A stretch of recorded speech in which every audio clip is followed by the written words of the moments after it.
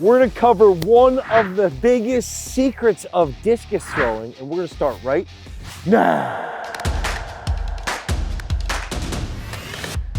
All right, so we're gonna talk about one concept in the discus throw that I believe, Sam could correct me if I'm wrong, I believe that no one has really discussed in depth on YouTube, maybe even in the throwing world in general, at least publicly. And what I wanna cover is this key concept. And I think that oftentimes if we can just picture coming out of the back of the circle as a discus thrower, typically what we're gonna coach is this period of coming out of the wind, getting around the left leg. Let's pretend that we're a right-handed discus thrower, getting a wide position around that left leg. We get to the middle of the throw. We hold that middle position. The left leg comes down fast. We then catch the discus deep and we end up finishing forward. As simple as that sounds, and that lens that we just provided, that technical model that we just provided, I think that there's a lot of different nuances that we can use to sort of expand upon and to clarify. And in this specific discussion, there's one aspect that I think happens very, very consistently all the way from starting as a middle school discus thrower all the way up to even that world-class level. Even some of the best discus throwers in the world still do this. Now, if the best discus throwers in the world still do this, does this mean that it needs to be fixed? I would argue yes, because I think that everybody could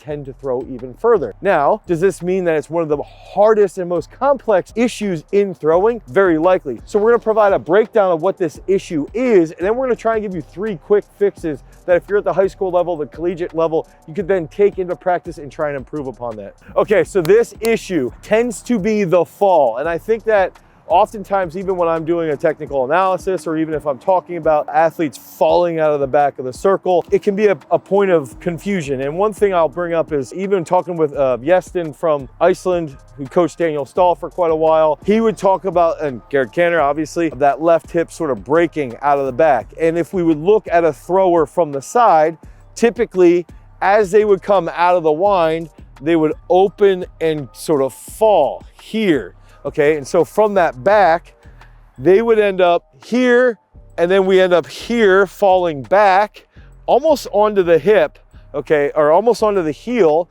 And then what ends up happening is this sort of stops to rotate. So that left foot sort of stops prematurely, and then the athlete sort of sweeps here where the right knee comes over top, and we sort of have this little bit of a knee sweep. Now, Sam and I have been deep in some discussions around the fall and what that entails. And lately, I think that some of the best in the world tend to fall with a longer sweep leg, and that's how they can maintain falling and still throw far. Is it optimal? I would argue probably not. Sam, we can get into this discussion a little bit further if we want. I like to use the example, and I spent a decent amount of time with Garrett Canner, and he had sort of mentioned just a couple different issues of like some people that tend to have a more aggressive wind at times tend to fall in, and he even used himself for an example. He would always do a little bit more a slower wind, okay, and then he would come out of that because when he would use a more aggressive wind, he would tend to fall in more. But if he didn't fall in with an aggressive wind, he would have a really, really big throw. He just could never really balance that. He would prefer to have somebody have a little bit higher,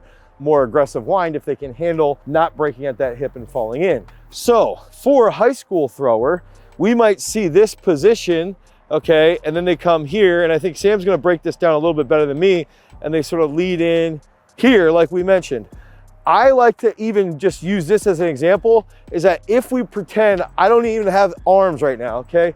If I'm here, I want to get my feet to this point, and if I can stay balanced and stay on balance, I'm not going to be falling. So this means my right leg then, as I open this left side, I want to stay in double support as long as possible, then pick up and sweep forward. I actually sort of fell there. The whole goal is to get that right hip to get as wide as possible around that left side, so that then we have a little bit more of a rotational position to the middle, and then that should help us get a little bit better stretch from the middle to the finish, which ideally leads to more energy on the front. So I want you to break it down a little bit further, provide 2 to 3 solutions, and then take these guys to the next level. Do you see my outfit today? Yo, I don't know what, I don't even, does this match? I don't even yes! know. What are you talking about? Are you colorblind?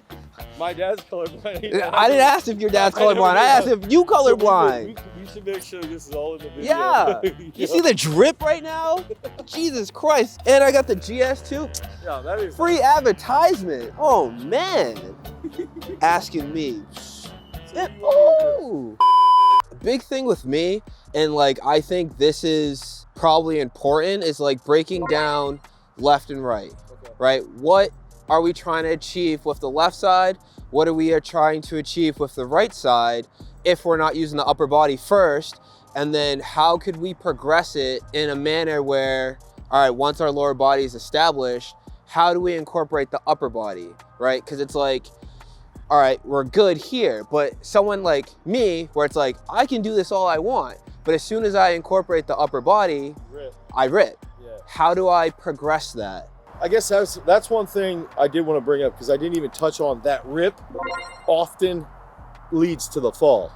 And sometimes coming out of the wind, even if you don't rip, you can fall, but the rip is often the most typical thing that eventually leads to the fall in younger throwers. Given what you just said, and my question then, how would we teach someone to come out of that with a controlled upper body? I think, and this is something that I do with some of the on-site athletes, is like, we'll put a little more emphasis on, as we're opening, right? We establish that opening position, but I'll have my hand here and it's, you can't go past that point, right? So it's like, if you can set up, right? I put my hand here, the upper body stops at that point. Yeah. Now, me as the coach, I double check the lower body. It's like, all right, is that foot pointing towards me? Is that knee pointing towards me? Yeah. Is the hand, unclench that fist. Is the hand pointing towards me? Yeah. Now, I can see the left side. Now, I'll also look for the right side. What's the right side doing? Because I believe that the right side is important into developing this skill, okay? Yeah. So it's like, as that left is opening, we want that right to turn so we can get the hips cheated towards me. Once we have this position established, now we can, continue pivoting on the ball of the left foot and put yourself in a position to get to the middle. So you would say, in that sense, drill number one, almost like, if you don't have a partner can hold. Mm-hmm. If you don't have a partner, you can almost just go here, and you can even just grab a discus. Mm-hmm. Like that. And one thing I want to highlight is, as you're doing that, if you don't have a partner, think about keeping that arm inside of that leg, inside of that knee, right? Don't let it open, right? It's keeping it inside and keeping it stacked as one unit. Can I contribute here too? I want to say, I know we don't have the mic on, but LJ Sylvester used to call coming off the left the sprint. Mm-hmm. That was the sprint. And I would argue the sprint is actually starting when you pick up the right. But I would argue here, this is like a Mr. Beast video, I would argue here that like this position, and so Garrett had even said knee over toe, not Ben Patrick, but actually just get the knee over the toe past here, that as this opens, to me, this position here is where the sprint starts. And then as you get wide here and you come off the left, it continues. It's like start to acceleration if you have any experience with sprint mechanics, but that's honestly, I think, where the sprint starts. So to me, the first two aspects would be, okay, do the drill where your opening in the left arm stays inside the left knee. If you have a partner, the partner can hold the left arm. So that's drill number one. Drill number two is that when you pick up, think about your right knee pushing over the toe and getting almost that way out of the back of the circle.